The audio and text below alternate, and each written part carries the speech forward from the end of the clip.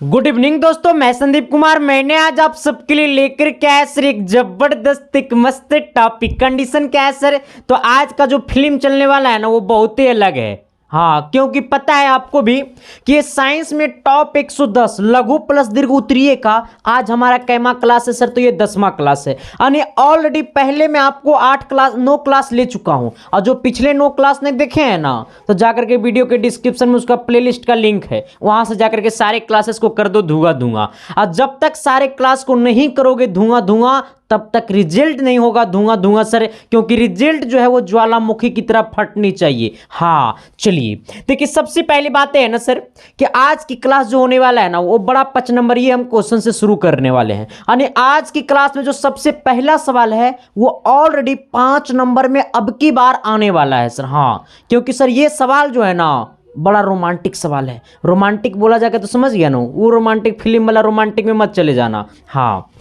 देखो, सबसे पहले बात है ना सर कि सवाल कहता क्या है, कहता है धातु एवं अधातु के भौतिक गुण धर्म को लिखे। यानी धातु और अधातु में भौतिक गुण धर्म को लिखे। धातु और अधातु में कौन कौन सा भौतिक गुण धर्म है, कौन गुण धर्म, भौतिक गुण धर्म है। ठीक है, देखो सबसे पहली बात है ना सर कि अगर आपसे पूछेगा भौतिक गुण धर्म, यानी धातु में भी बहुत सारे भौतिक गुण हैं, अधातु में भी बहुत सारे भौतिक गुण हैं, लेकिन ये सवाल जो वो 5 नंबर वाला है। इसका मतलब कि धातु में भी, धातु एंड अधातु मतलब दोनों में हमें 5-5 पॉइंट लिखना पड़ेगा। ठीक है, चलिए आइए, कहता है सर कि धातु और अधातु के निम्नलिखित गुणधर्म है। धातु और अधातु में निम्नलिखित गुणधर्म है। ठीक है, धातु और अधातु के निम्नलिखित गुणधर्म है। लेकिन सबसे पहले हम आपको बताते हैं धातु के गुणधर्म, इसके बाद मैं आपको बताऊंगा अधातु के गुणधर्म। ठीक है,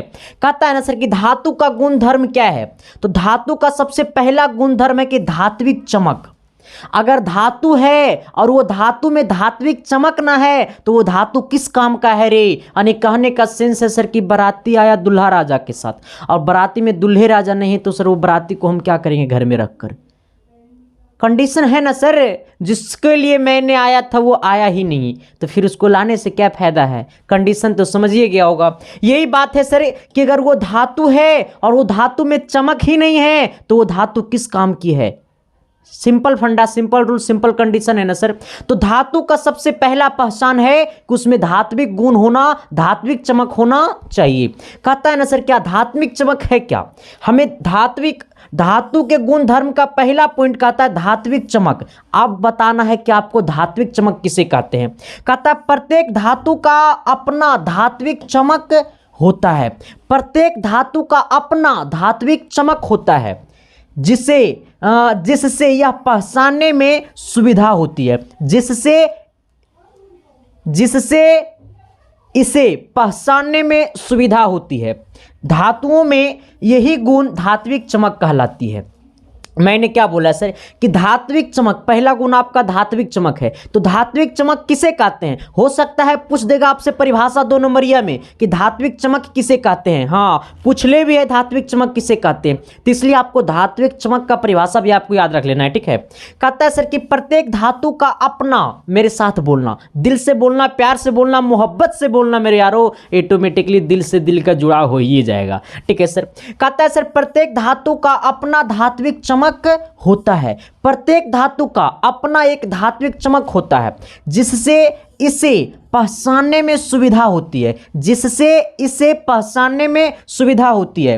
धातुओं में यही गुण धात्विक चमक कहलाती है, और धातुओं में यही गुण धात्विक चमक कहलाती है। तो यहां तक समझा कि नहीं समझा कि प्रत्येक धातु का अपना धात्विक चमक होता है, जिससे इसे पहचानने में सुविधा होती है।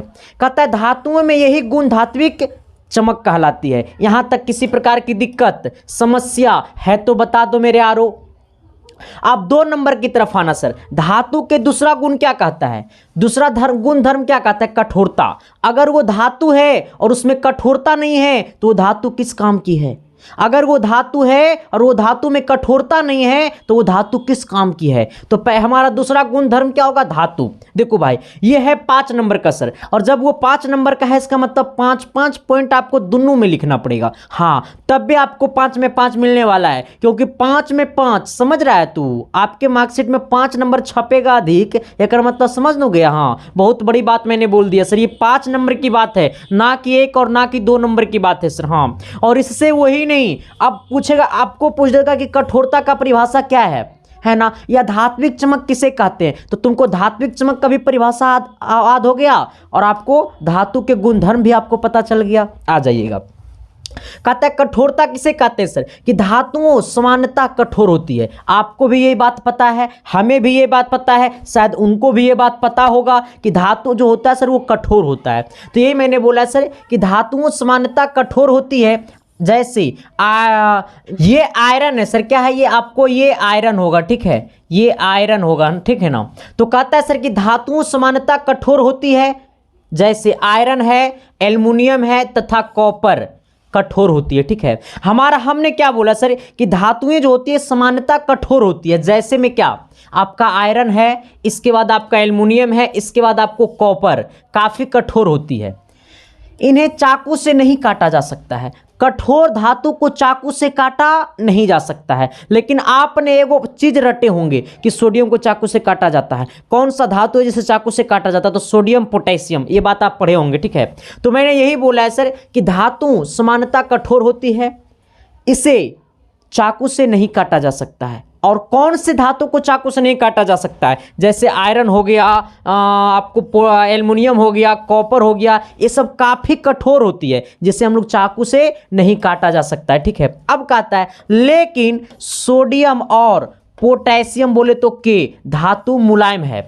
हमारा सोडियम और पोटेशियम भी धातु ही है, बट ये धातु जो है सर वो क्या है? एकदम सॉफ्ट है।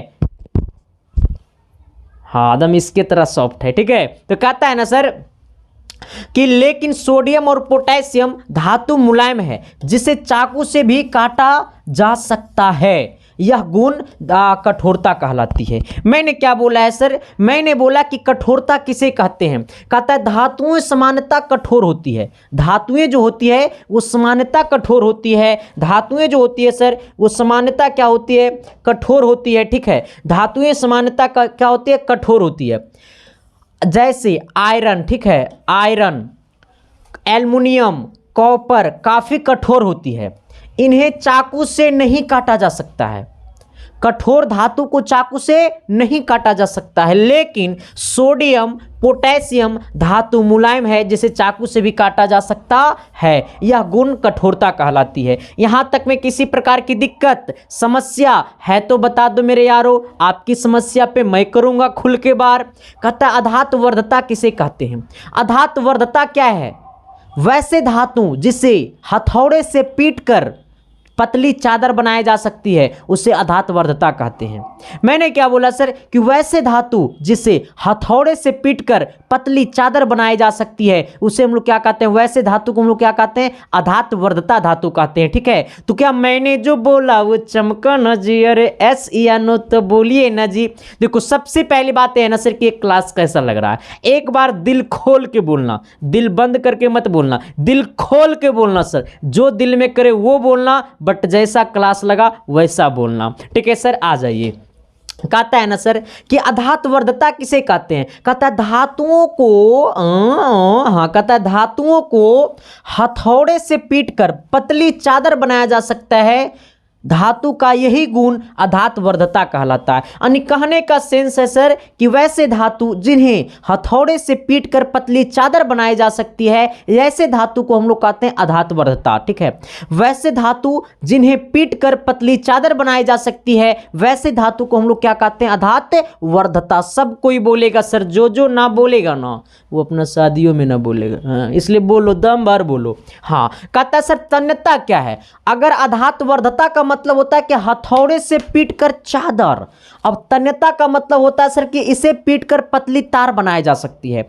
वैसे धातु जिन्हें पीटकर पतली तार बनाई जा सकती है, जिन्हें पीटकर एक जिन्हें पीट कर तार बनाई जा सकती है उसे क्या कहते हैं सर? तन्यता कहते हैं। तन्यता मतलब तार, ठीक है। अधातवर्धता मतलब चादर बनाया जाएगा। अधातवर्धता वो धातु है जिसे हथौड़े से पीटकर पतली चादर बनाई जा सकती है, लेकिन तन्यता वो धातु है जिसे पीटकर पतली तार बनाई जा सकती है, उसे हम लोग क्या कहते हैं? तन्यता कहते हैं सर, ठीक है। आगा आबा आबा भाई आबा ना, मेरी तरफ आबा ना रे, दिल से प्यार होगा। मेरी तरफ आओगे तो दिल से प्यार होगा सर। हम वो प्यार देंगे आपको सर जो कभी धोखा नहीं देगा आपको, और बाबू सोना वाला वो प्यार रहेगा सर जो आपको हमेशा धोखा मिलेगा रे बाबा। जब जब पॉकेट में रुपया नहीं रहेगा नू, तब तब अपने आप में फील होगा कि जिंदगी में धोखा ही धोखा है। हाँ, और ये ऐसा चीज है सर, जो मेरे अंदर का प्यार है ना सर, ये ऐसा चीज है कि तुम इसके वजह से तुम बहुत सारे रुपये कमा भी सकते हो, और इसके वजह से तुमको समाज में इज्जत मिलेगा, और उसके वजह से तुम अगर अभी करोगे वो काम तो तुमको समाज में समझ गया होगा, ठीक है। और इसको पाओगे ना सर, अगर इससे तुम प्यार कर लोगे ना सर, तो जिंदगी में तुमको अच्छे अच्छे बाबू सोना का भी प्यार मिलेगा, ठीक है। क्योंकि कहता है सर कि पढ़ाई में वो ताकत है जो दुनिया के किसी इंसान में ताकत उतना नहीं है सर। क्योंकि पढ़ाई का ताकत वो होती है जो पूरी दुनिया को बदल सकती है, ठीक है। जैसे भीमराव अंबेडकर का तो नाम सुनबे किया होगा, क्योंकि तुम लोग के पास जानकारी खूबे है, क्योंकि हमारा पता है, ठीक है। क्योंकि तुम लोग का मतलब 24 घंटा में 6 घंटा फेसबुक और यूट्यूब टाइम देते हो, ठीक है। हमको ये बात पता है, और ये बात तुमको भी पता है कि जिंदगी जीने के लिए हमको क्या करनी चाहिए, बट इसमें आप ढल नहीं पाते हैं। आपको ढलना होगा सर। कहता समय के साथ अगर इंसान में परिवर्तन हो गया ना, तो इंसान सबसे अच्छा इंसान माना जाता है, ठीक है। आ जाओ, कहता है क्या सर कि तन्यता। तन्यता का मतलब होता है धातुओं को पीट कर तार खींचे जा सकते हैं। धातु का यही गुण क्या कहलाता है? तन्यता कहलाता है। आइएगा, अगला मैंने बोला सर कि उष्मीय चालकता। 5 नंबर में आपको मैंने क्या बोला सर? उष्मीय चालकता। हाँ, उष्मीय चालकता कहता है ना सर कि धातु के एक सिरे को गर्म करने पर दूसरा सिरा भी गर्म हो जाता है। धातु का यही गुण उष्मीय चालकता कहलाता है। उष्मीय चालकता का मतलब होता है, हम 4 को पॉइंट करवा दिए रे, रुक हमरा गिनल दे पहले तो। 1 1 1 1 1 1, हाँ 1 2 3, एक हो गया कितना? एक हो गया 4, एक हो गया 5। हाँ सर, आ जाओ। मैंने क्या बोला सर कि उष्मीय चालकता क्या होती है? उष्मीय चालकता कहने का मतलब ना सर कि धातु के एक सिरे को गर्म करने पे, जब ये धातु है, सपोज मान लो ये धातु है, ठीक है, और मैंने धातु का ये वाला सिरा को मैंने गर्म कर दिया, तो ये वाला सिरा ऑटोमेटिकली गर्म हो जाएगा। इसी को हम लोग क्या कहते हैं? उष्मीय चालकता कहते हैं। क्या कहते हैं? उष्मीय चालकता कहते हैं। तो मैंने क्या बोला सर? विद्युत चालकता नहीं रे बाबा, उष्मीय चालकता मतलब उष्मा का रूपांतर, ना कि विद्युत का रूपांतर, ठीक है। विद्युत का रूपांतर मतलब सर कि करंट पास करेगा। अगर यहाँ ये धातु पूरा है, यहाँ पर मैंने करंट दिया तो यहाँ पे भी करंट आ जाएगा, ये हो जाएगा विद्युत चालकता। बट उष्मीय चालकता का मतलब होता है अगर मैं इसको हीट करने की कोशिश कर रहा हूं, हीट मतलब ठोक देंगे गोली से, ना रे बाबा ना। हीट मतलब इसको हम आग, यहाँ पे आग दे रहे हैं सर। जैसे यहाँ पे हम उष्मा देंगे तो ये तो हीट होगा ही होगा, इसके साथ ये भी हीट हो जाएगा। तो इसी को हम लोग क्या कहते हैं? उष्मीय चालकता कहते हैं, ठीक है। आ जाना। तो मैंने क्या बोला सर कि उष्मीय चालकता किसे कहते हैं? तो धातु का एक ऐसा सिर, धातु के एक सिरे को गर्म करने पे, धातु का एक सिरा जब गर्म करेंगे तो एक सिरे को गर्म करने पर दूसरा सिरा भी गर्म हो जाता है। धातु का यही गुण उष्मीय चालकता कहलाता है। यहां तक में कोई दिक्कत नहीं ना? दिक्कत है, और दिक्कत है रे बाबा तो बड़का भारी दिक्कत होगा सर। हाँ, इसलिए अगर दिक्कत है तो अभी से संभल जाओ, ठीक है। सारे दिक्कतों को मैं कर दूंगा सर खत्म, बट ये 2 महीना संभल ना जाओ, एक बाद रिजल्ट बोलेगा, तुम नहीं बोलेगा, तुम्हारे अंदर का रिजल्ट बोलेगा सर। कहता है आधातुओं के गुणधर्म। किसका गुणधर्म? आधातु के गुणधर्म। आधातु का पहला गुणधर्म कहता है ना सर कि आधातुओं में धात्विक चमक नहीं होती है। अरे बाबा, सिंपल फंडा, सिंपल रूल। अगर बोलेगा आधातु, आधातु मतलब जगह में चमक नहीं होगा, हम बोलेंगे रे ये तो हीरा है, हम बोलेंगे हीरा नहीं है। एक मतलब क्या है? सूर्यवंशम वाला हीरा नहीं है, हालांकि अधिकतर रियल में वो भी हीरे है, ठीक है।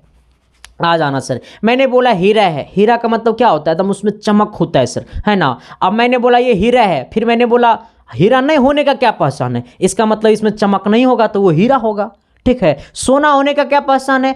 हम वो वाला सोना नहीं बोल रहे सर, हम ये सोना बोल रहे हैं जो हम लोग पहनते हैं, ये सोना बोल रहे हैं हम, वो सोना की बात नहीं कर रहे। तुम लोग का अर्थिंग गड़बड़ है। आ जाओ। मैंने बोला सर कि इस पर चर्चा नहीं करेंगे, आ जाओ इधर। मैंने बोला सर कि आधातुओं में धात्विक चमक नहीं होती है, आधातुओं में धात्विक चमक नहीं होती है। अपवाद में है एक आयोडीन, आयोडीन में धात्विक आधातु है आयोडीन, आयोडीन जो है वो आधातु है बट इसमें चमक है। नहीं देखता रे, कभी कभी कहता है ना सर कि अगर जो ये मतलब कहता है ना, आएंगे देर से लेकिन दुरुस्त आएंगे, यही काम ही किया है। ठीक है, मतलब ये देर से आया लेकिन दुरुस्त ही आया, आया तो आधातुए बन के बट एकदम दुरुस्त आया, ऐसा दुरुस्त आया कि एकदम चमकने लगाई। तो यही बोलता है सर कि आधातुओं में धात्विक चमक नहीं होती है बट अपवाद में वो है आयरन। 2 नंबर में कहता है आधातुएं ऑक्साइड प्रदान करती है, आधातुएं जो है वो क्या प्रदान करती है, ऑक्साइड प्रदान करती है। आधातुएं क्या प्रदान करती है, ऑक्साइड प्रदान करती है। आधातुएं के गलनांक एवं क्वथनांक निम्न होती है।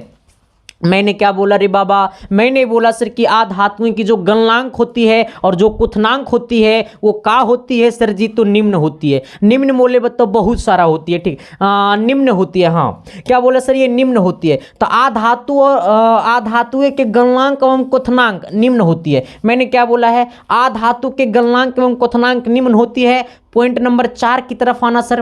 कहता है ना सर कि अधिकतर आधातुएं गैसीय अवस्था में पाई जाती है, अधिकांश आधातुएं गैसीय अवस्था में पाई जाती है, लेकिन कुछ आधातुएं ठोस एवं द्रव अवस्था में भी पाई जाती है। मैंने क्या बोला है सर कि अधिकांश धातुएं मतलब 100% में से 80% प्लस जो है वो ठोस गैसीय अवस्था में पाया जाता है, बट 20% लेस देन यानी 20% से कम ऐसे धातु हैं जो ठोस और द्रव अवस्था में पाया जाता है, ठोस एंड द्रव अवस्था में पाया जाता है। तो मैंने यही बोला रे बाबा, मैंने कहा बोला रे बाबा, मेरा बात तेरे को बुझाया ना रे कि नहीं बुझाया? अरे बुझा गया होगा, आ जाओ। और नहीं बुझाया सर तो मैं क्या करूँ, सामने में तो है नहीं, जैसे पढ़ाते हैं वैसे पढ़ते जाओ, और जैसे पिछला बार रिजल्ट दिया अब की बार उससे भी ज़्यादा रिजल्ट देना। बस तुम रिजल्ट ला के दिखा दो, तेरे अंदर की जितना बुराइयां हैं ना सब तुम्हारे अंदर बुराइयां धुल जाएगा समाज में। हाँ, मैं आपको सर, अगर आपको पता, आपको एक बात बताता हूँ, अगर गांव में आपका इतना इज्जत नहीं करता है ना तो तुम आराम से 2 महीना पढ़ो, शिद्दत से प्यार से मोहब्बत से पढ़ो। ठीक है, शिद्दत प्यार मोहब्बत से पढ़ना 2 महीना। ठीक है, इसके बाद एक के बार घर जाना, जब तुम रिजल्ट आ जाएगा तब खाली 400 से प्लस ले लेना। ठीक है, और गाँव में जाना, जो तोरार के गरियाता था नू, वो तोरार के बड़ा इज्जत और प्यार और मोहब्बत से बोलेगा, का बाबू कहाँ आया था। हाँ, बड़ा प्यार से बोलता है सर। मैं कहता हूँ ना, इंसान का इज्जत इंसान तब करता है जब उसमें सक्सेस का पहचान होता है।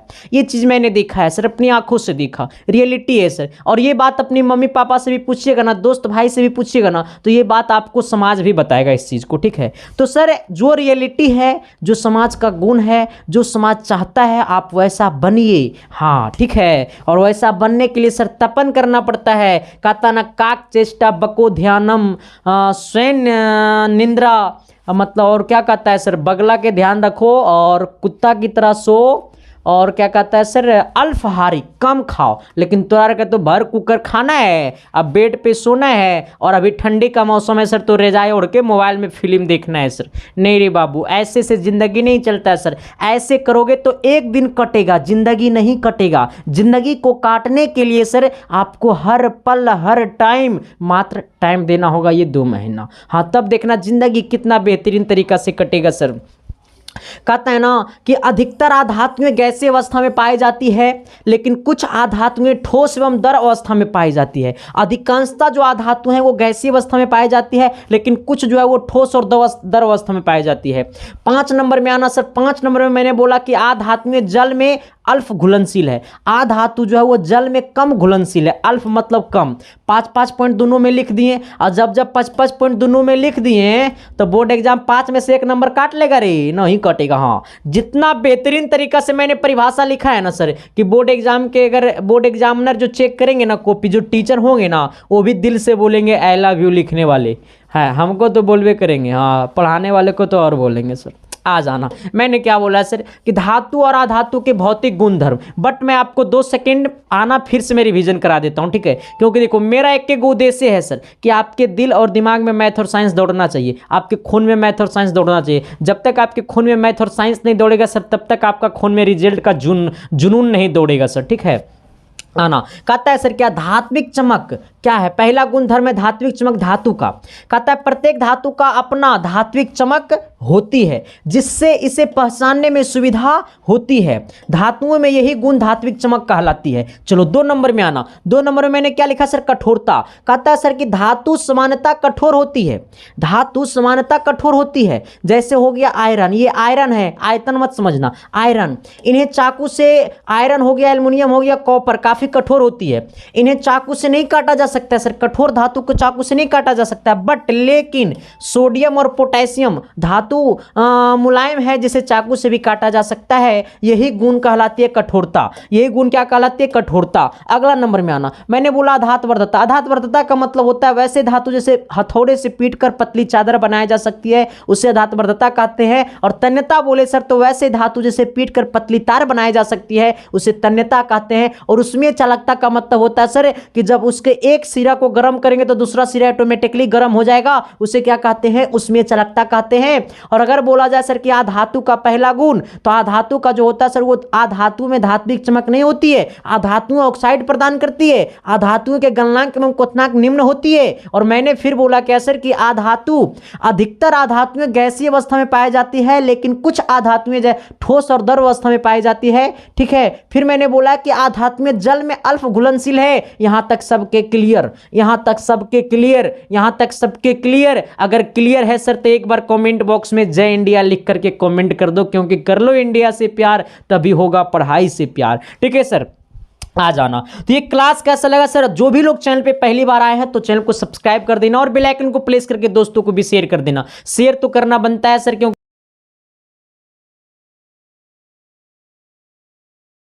सबसे बड़ा पुण्य काम यही है कि तुम दूसरे को भलाई कर दो सर। 10 दिन मंदिर में माथा टेकने के बराबर हो जाएगा सर। ठीक है, अगर तुमको दिल और दिमाग में तो कुछ कुछ चल रहा है, अब माथा टेकने से क्या पुण्य कमाओगे, नहीं सर। पुण्य तो वो कहता है ना, कर्म ही पूजा है, कर्म करो वही पूजा है सर। ठीक है, आ जाना। और ये दूसरी बातें भी है ना सर कि जो बच्चे लोग, अब मैं अपनी धंधा की बात करूंगा, जो बच्चे लोग इसको लिख नहीं पाते, यहां से जो मेरे भाई लोग लिख नहीं पाते हैं, उनके लिए सर एक बड़ी ही ऑफर है, एक बड़ी ही ऑफर है कि आपको इसका पीडीएफ मिलेगा। जो मैं अपने हाथ से लिख के पढ़ा रहा हूं ना, मेरे अंदर कमी है कि मैं अपने हाथे से लिखता हूं। क्यों? क्योंकि हम अपना हाथ से नहीं लिखेंगे तो परिभाषा चेंज हो जाएगा। अब परिभाषा चेंज हो जाएगा तो तुरार से रटेबे नहीं करेगा, और रटेबे नहीं करेगा, अगर तुम रटी हो लेगा तो बोर्ड एग्जाम उसमें का नंबर काट लेगा। आई सब परिभाषा लिखोगे ना तो एक को नंबर नहीं काटेगा सर, और एक नंबर बढ़ाई दे देगा अगर देने लायक रहेगा तो। ठीक है, आ जाना। तो जो लोग नहीं लिख पाते हैं ना, उनके लिए सर एक मैंने व्हाट्सएप पे प्राइवेट ग्रुप बनाया हूं। ठीक है, उसमें आपको क्या मिलेगा सर, उसमें आपको मैथ, साइंस, सोशल साइंस और हिंदी का आपको VBI ऑब्जेक्टिव और सब्जेक्टिव का PDF नोट्स मिलेगा। ठीक है सर, और दूसरी बात क्या है, वहां पे आपको एक चीज और मिलेगा, बट वो कुछ ही देर पहले मिलेगा, आपको नीचे में दिखाई दे रहा होगा लिखल हुआ। ठीक है, बट सर उस पर मैं ज़्यादा चर्चा नहीं करूंगा सर। अगर ज़्यादा चर्चा करूंगा तो पता चलेगा कि कल होकर के यूट्यूब चैनल वो बंद हो गया, मतलब चैनल तो बंद नहीं होगा, पता चलेगा कि संदीप मास्टर चल गए भीतरी, मतलब चल गए जेल। ठीक है, और फिर निकलबो तो कभी बेलो ना हो तो रे भाई हमारे। ठीक है ना, आ जाना सर। और इसमें ज्वाइन होने का बहुत बड़ा फायदा भी है सर, आप ज्वाइन हो सकते हैं अगर आपकी इच्छा है तो। और जो लोग यहाँ से लिख लेते हैं वो लिख लीजिए तो बहुत अच्छी बात है सर, क्योंकि देखो मैंने सर लोग सुविधा खोजता है और मैंने वो प्राइवेट व्हाट्सएप ग्रुप बनाया है, इसमें हमको तो बेनिफिट हो ही रहा है, बट तुम लोग को भी बेनिफिट हो रहा है। उसमें लगभग हमको लगता है 1200 स्टूडेंट लोग ज्वाइन हो चुका है प्राइवेट व्हाट्सएप ग्रुप में। 1200 से अधिक लड़का ज्वाइन हो चुका है प्राइवेट व्हाट्सएप ग्रुप में। और तुम सोच सकते हो सर कि प्राइवेट व्हाट्सएप ग्रुप का क्रेज क्या है, क्योंकि पिछले बार मैंने सर टेलीग्राम पे आधा घंटा पहले मैंने भेज दिया था, अभी भी टेलीग्राम पे वो सब सवाल आपको डाला हुआ है। ठीक है, तो सर अब की बार तो जाएगा ही। और दूसरी बात भी ये है सर कि इनको इसमें ज्वाइन होने के लिए आपको करना क्या पड़ेगा, इसमें ज्वाइन होने के लिए आपको 99 रुपये फी पे करना पड़ेगा। कहां पे करना पड़ेगा,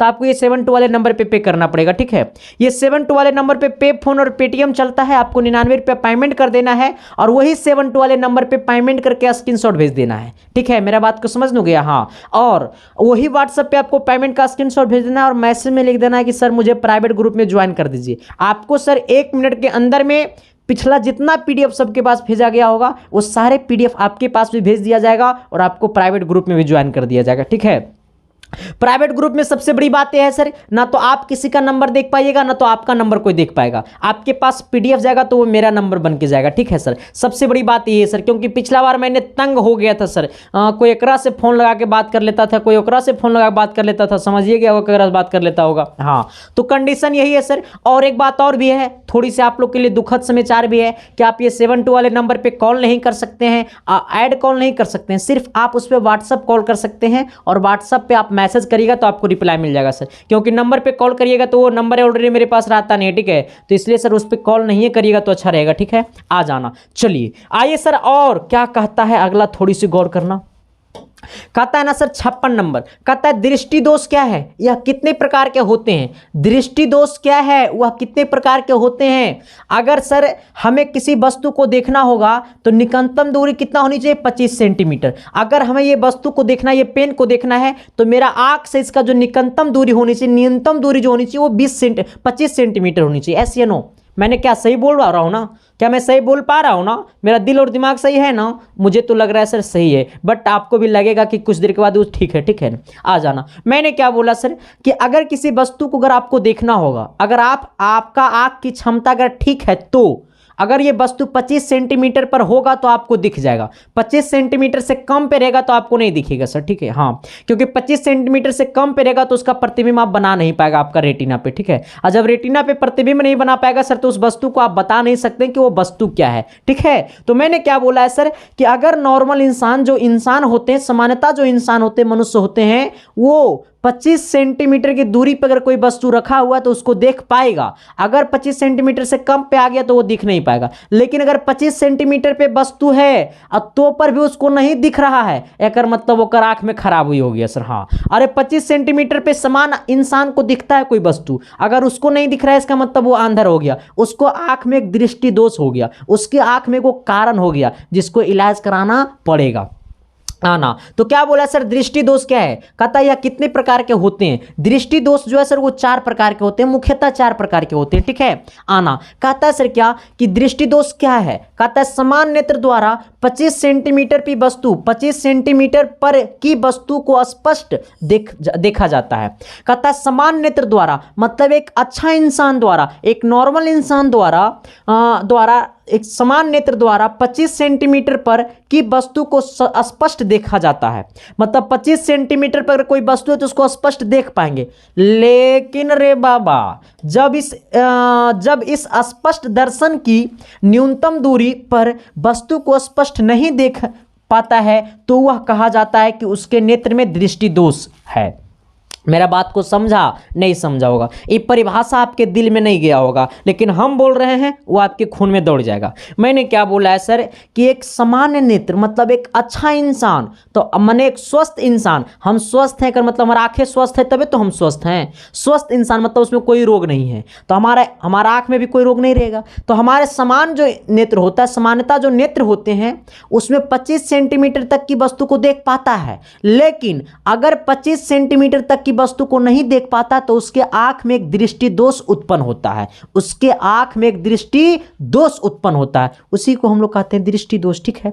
तो मैंने यही बोला है सर कि समान नेत्र द्वारा 25 सेंटीमीटर पर की वस्तु को स्पष्ट देखा जाता है। एक समान आंख द्वारा किसी वस्तु को देखना तो वो 25 सेंटीमीटर पे रहेगा तो वो दिख जाएगा। लेकिन जब इस स्पष्ट दर्शन की न्यूनतम दूरी पर वस्तु को स्पष्ट नहीं देख पाता है, यानी कहने का सेंस है सर कि लेकिन वो 25 सेंटीमीटर मतलब न्यूनतम दूरी, 25 सेंटीमीटर होता है न्यूनतम दूरी, अगर वो 25 सेंटीमीटर पर रखी किसी वस्तु को नहीं देख पाता है, इसका सेंस ये है कि उसके आंख में नेत्र में दृष्टि दोष है। इसका मतलब क्या है, उसके आंख में दृष्टि दोष है, ठीक है।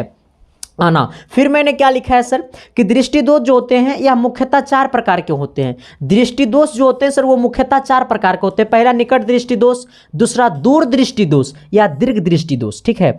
अगला कहता जरा दृष्टि दोष, अगला आप बिंदुकता। ये आप बिंदुकता जो दृष्टि दोष होते हैं ना सर वो आफ्टर 40 साल बाद होता है, आफ्टर 40 साल बाद होता है। यानी आपका एज जब 40 साल प्लस हो जाएगा ना तो आपके आंख में दृष्टि दोष उत्पन्न होगा, ठीक है। हाँ तो ठीक है सर, चलिए आइएगा। तो यहाँ तक में आपको कोई दिक्कत नहीं ना है। अगर 25 सेंटीमीटर तक की वस्तु को अगर आप देख पा रहे हैं तो आपको कोई दोष नहीं है, लेकिन अगर 25 सेंटीमीटर पर रखी कोई वस्तु को आप नहीं देख पा रहे, इसका मतलब आपकी आंख में वो दोष है। जिस दोष का होगा तो आपको पता चल जाएगा, डॉक्टर के पास जाना, बता देगा, ठीक है। आ जाओ, इतना मेरे अंदर क्षमता नहीं कि सब कुछ मैं आपको यहीं बता दूं। कहता है 57 नंबर सर कि सौर ऊर्जा की विशेषता लिखे। सौर ऊर्जा की क्या विशेषता है? सौर ऊर्जा की बहुत बड़ा विशेषता है सर। सौर ऊर्जा की बहुत सारी विशेषताएं हैं सर। सौर ऊर्जा वो होती है जो प्रदूषण मुक्त होती है। हमारे घर में जो ऊर्जा आती है सर, सूर्य की जो प्रकाश सर, सूर्य के प्रकाश के द्वारा जो ऊर्जा आती है मेरे घर में सर, वो ऊर्जा जो होता है वो एक्चुअल में प्रदूषण मुक्त होता है। एस या नो? क्या मैं जो बोल पा रहा हूँ क्या ये सही बोल पा रहा हूँ ना? हाँ सर, मैं वही बोल पाता हूँ जो आपका एग्जाम पूछता है सर। इससे फालतू हमारे अंदर की क्षमता नहीं कि मैं बोल पाऊंगा, ठीक है। तो मैं बोलता वही हूं, पढ़ाता वही हूं जो आपका एग्जाम पूछता है। उससे ज्यादा मेरे अंदर क्षमता नहीं है सर, मेरे में उतनी ताकत नहीं है सर कि मैं आकर के आपको बोर्ड पे फालतू की चीजों को पढ़ाते रहूंगा। क्योंकि आप मेरे पास 2 महीना पढ़ने के लिए आए, क्योंकि आपका एग्जाम अब 2 महीना में है सर। तो 2 महीना में पढ़ो वही जो एग्जाम में पूछता है, ठीक है। पढ़ो वही जो एग्जाम में पूछता है सर। हाँ, फालतू चीज पढ़ने से कोई फायदा नहीं है सर। हाँ आ जाओ, तुमको विद्वान नहीं बनना है। विद्वान बनने का होता तो तुम 2 महीना का ऐसे ऐसे नहीं करता सर, 2 महीना, ठीक है। आ जाना। आइए सर, आइए सर, थोड़ी सी सीरियस मूड में मैं आ गया हूँ। आइए तो, अरे आइए, मतलब ध्यान इधर दीजिए। ऐसे एक बार हम ऑफलाइन पढ़ाते हैं ना, तो ऑफलाइन पढ़ा रहे थे एक बार, तो मैंने बोला कि इधर आ जाओ। मैंने बोला इधर आ जाओ, मैंने आइए इधर। इसका मतलब कोई नया नया बच्चा आता था तो उसको लगता था कि मास्टरवा कह रहा है आइए इधर, कर मतलब हम नया आए हैं तो हमको बुला रहा है, और वो उठ पुट के आ जाता था। ये मेरे में बड़ा खराब आदत है। हम बोले कि जब पढ़ाएंगे कहेंगे आइए इधर, एक मतलब आप नहीं आइए, आपका दिल और दिमाग और नज़रिया और आँखिया जो देखते हैं ना वो वाला सब मेरे पास आना चाहिए। हाँ, खाली लाइन मत मारना, हम पे मारोगे सर तो मामला गड़बड़ हो जाएगा। चलो, मैंने क्या बोला सर कि सौर ऊर्जा की विशेषताएं लिखे। तो सौर ऊर्जा की निम्नलिखित विशेषताएं हैं। पहला विशेषताएं कहता है पृथ्वी पर मानव, जीव जंतु तथा पेड़ पौधे ऊर्जा से जीवित है। अगर मेरे सौर ऊर्जा अगर नहीं होगा सर तो पृथ्वी पर जितना भी जीव जंतु मानव जो जीवित है वो जीवित नहीं रहेगा। हमको अगर सौर ऊर्जा नहीं मिलेगा तो हम लोग जीवित नहीं रह पाएंगे सर, और ना तो हम लोग जीवित रह पाएंगे और ना तो पेड़ पौधा जीवित रह पाएगा। क्यों? क्योंकि सौर ऊर्जा नहीं मिलेगा तो पेड़ पौधा जीवित नहीं रह पाएगा, और जब तक पेड़ पौधा नहीं रहेगा तब तक हम लोग कहाँ से जिंदा रहेंगे? क्यों? क्योंकि पेड़ पौधा कार्बन डाइऑक्साइड लेता है और ऑक्सीजन देता है, तब हम लोग ऑक्सीजन लेते हैं और कार्बन डाइऑक्साइड देते हैं, ठीक है सर। तो पेड़ पौधा रहबे नहीं करेगा तो हम लोग कहां से रहेंगे? तो यही बात बोला गया है सर कि पृथ्वी पर मानव, जीव जंतु तथा पौधे सौर ऊर्जा से जीवित है। अगला कहता है यह ऊर्जा प्रदूषण मुक्त है। सौर ऊर्जा जो होता है वो प्रदूषण मुक्त ऊर्जा होता है। आ जाना, सौर ऊर्जा नवीकरणीय ऊर्जा है। सौर ऊर्जा जो है वो नवीकरणीय ऊर्जा है, ठीक है। अगला चौथा नंबर कहता है सौर ऊर्जा के उपयोग से सौर कुकर, सौर सेल आदि काम करते हैं। यानी कहने का सेंस है ना सर कि आप अगर शहरी बाबू होंगे तो आपको पता नहीं होगा, लेकिन जो देहाती बाबू होगा जिनके गांव में लाइन बहुत दिन के बाद गया होगा, जैसे मैं हूं उसमें, ठीक है। तो गांव में एक सौर प्लेट लगाया जाता है सर। ये सौर प्लेट जब धूप पड़ता है ना सौर प्लेट पे, तो ये सौर प्लेट यहाँ से बैटरी में कनेक्शन रहता है। ये सौर प्लेट बैटरी से कनेक्शन रहता है, इस पर धूप पड़ता है तो बैटरी ऑटोमेटिकली चार्ज होता है सर। तो इसीलिए कहा जाता है सर कि अगर इस पे सौर ऊर्जा नहीं पड़ता तो ये वाला गर्म नहीं होता। और ये ऐसा नहीं कि गर्म करने के लिए हम इसको मतलब गैस लगा के धर देंगे तो ये करंट देगा, नहीं सर। सौर ऊर्जा पड़ेगा तभी वो करंट देगा, ठीक है। यहाँ पे सौर ऊर्जा नहीं पड़ता तो ये करंट नहीं देता, तो बैटरी चार्ज नहीं होता, तो रात में हमारा घर में लाइट कैसे जलता, ठीक है। तो ये बोला गया सर कि सौर ऊर्जा के उपयोग से सौर कुकर, सौर सेल आदि काम करते हैं।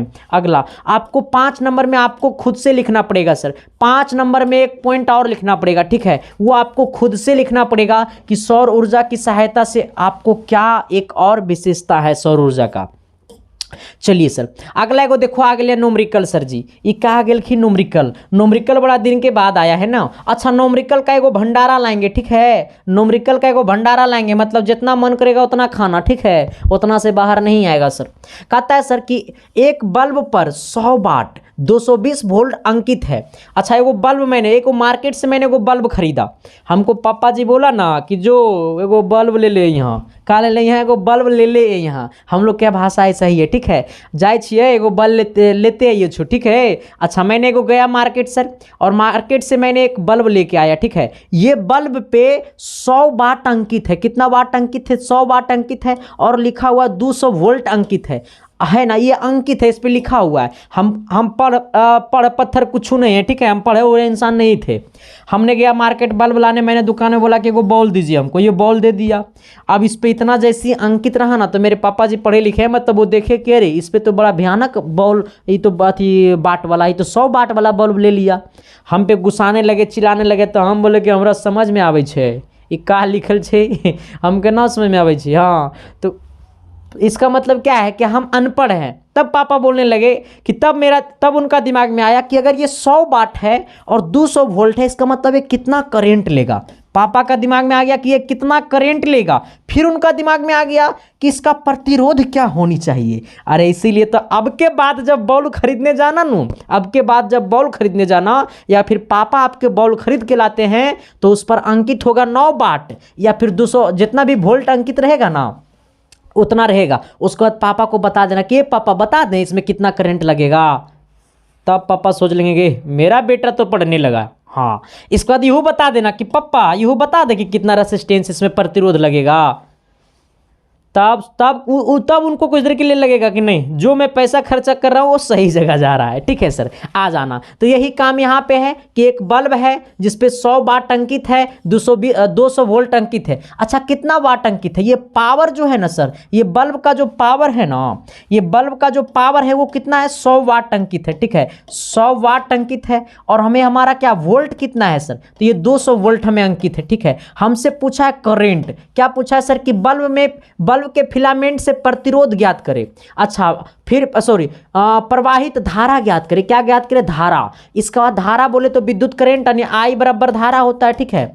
हमें धारा बताना, धारा बराबर होता है सर, धारा बराबर होता है P बट्टा V। क्या होता है? P बट्टा V यानी पावर बट्टा वोल्ट, ठीक है, आ जाना। P बट्टा V कहे तो हमारा कितना? P है 100 और V कितना है सर? ये 200। एक मतलब क्या हो जाएगा सर? ये आपको 2 0 से 2 0 गलत खोपचा में ये आ गया 1/2 यानी I बराबर आ गया, आई बराबर आ गया सर कितना? 1/2 एम्पियर। 1/2 एम्पियर बोले इसका मतलब 1/2 का मतलब 0.5 एम्पियर यानी आई का मान आ गया 0.5 एम्पियर। पहला आंसर हो गया। दूसरा हमसे क्या बोला है सर? प्रतिरोध ज्ञात करें। फिर क्या बोला? प्रतिरोध। कहना प्रतिरोध बराबर क्या होता है? अरे मैंने पूछा आपसे प्रतिरोध बराबर क्या होता है? प्रतिरोध बराबर होता है V/I। क्या होता है? V/I। V कितना दिया हुआ है? 200 वोल्ट। इसका मतलब 200/I का मान कितना दिया हुआ? 0.5 एम्पियर आया, ठीक है। ये पॉइंट घसकेगा यहाँ से ऊपर 10 गुना हो जाएगा, ये 5 अब बच जाएगा, 5 से 10 को काट देंगे 2 बार में, ये 200 गुने 2 कितना हो जाएगा? 400 हो जाएगा सर। यानी हमारा कितना आ गया? 400 ओम आ गया, ठीक है। यहाँ तक कोई दिक्कत है, समस्या है? नहीं ना है जी, जब तक हम जिंदा हैं तब तक कोई दिक्कत कोई समस्या नहीं होगा सर। हाँ, क्योंकि आपके सफलता के लिए मैं खून की कतरा तक बहा दूंगा सर। आ जाना। अगला क्या कहता है सर? थोड़ी सी गौर करना। अगला कहता है ना कि जब जब तुझको देखो तो अरे जी घबराता है। आ जाना सर। देखो कहता है ना कि ये सब गाना आपके ऊपर तबे भाव अच्छा लगेगा ना जब आप में सफलता होगी सर। हाँ देखो, हमको तो लगता है ना सर कि सक्सेस के बिना ना दुनिया अंधेरा है सर। हाँ, क्योंकि जिनके पास पैसा नहीं है सर उनका दुनिया नहीं है, मुझे ऐसा लगता है। हाँ, अगर आपके पास पैसा नहीं है ना तो आपके पास कोई अकल भी नहीं होगा, क्योंकि पैसा रहता है पॉकेट में तबे लगता है कि ना चल ना जरिए गो मार्केट में मॉल में जरिए घुसेंगे ना, तबे बुद्धियों और आता है सर। तो पैसा के बिना सब कुछ अधूरा है। तो क्यों नहीं हम लोग सबसे पहले पैसा पे जोड़ देते हैं। पैसा तभी आएगा जब हम सक्सेस इंसान बन जाएंगे, ठीक है सर। आ गया नो मामला पे, बात समझ गया नो। हाँ, एक मतलब पैसा रहेगा तबे वो मिली बढ़िया, वो बढ़िया समझ गया नो। कहता है सर एक लिंगी एवं द्विलिंगी को परिभाषित कीजिए। देखो सर, ये ऑलरेडी मुझे लग रहा है पढ़ा चुका हूं सर। देखो, एक लिंगी जीव का मतलब होता है ना सर जिसमें पुरुष एवं महिला का अलग होता है, वही हमारा होता है, ठीक है। कहता है क्या सर? वे जीव जिनमें नर एवं मादा स्पष्ट रूप से अलग अलग हो उन्हें क्या कहते हैं, एक लिंगी जीव कहते हैं। जैसे मनुष्य है, हम लोग मनुष्य मतलब एक पुरुष होता है और फिर अपना एक महिला अलग होता है, दोनों का अलग अलग होता है, नर और मादा अलग अलग होता है, उसे हम लोग क्या कहते हैं, एक लिंगी कहते हैं। ठीक है, द्विलिंगी का मतलब होता है सर कि वो जीव जिनमें नर एवं मादा लिंग एक साथ हो उन्हें क्या कहते हैं हम लोग, द्विलिंगी कहते हैं। जैसे केचुआ, केचुआ जो है सर, उनको अगर बच्चा है तो सर किन्हीं से कोई अथी नहीं है, उनमें दोनों होता है, नर और मादा का दोनों होता है उनमें गुण, उससे हम लोग क्या कहते हैं, द्विलिंगी। ठीक है, तो एक लिंगी का मतलब होता है जिसमें सिर्फ सिंगल, हाँ, और द्विलिंगी समझ गया होगा तुम लोग। आ जाओ, इस पे ज़्यादा चर्चा नहीं करेंगे सर, क्योंकि मामला बड़ा गंभीर वाली बात है। एक्चुअली तुम लोग समझ गया होगा, इतना ही में तुम लोग समझ गया होगा, क्योंकि तुम लोग का समझदारी हमको पता है ना कि तुम लोग कैसे समझते हो। अगला बोलता है सर कि प्रकाशनुवर्तन,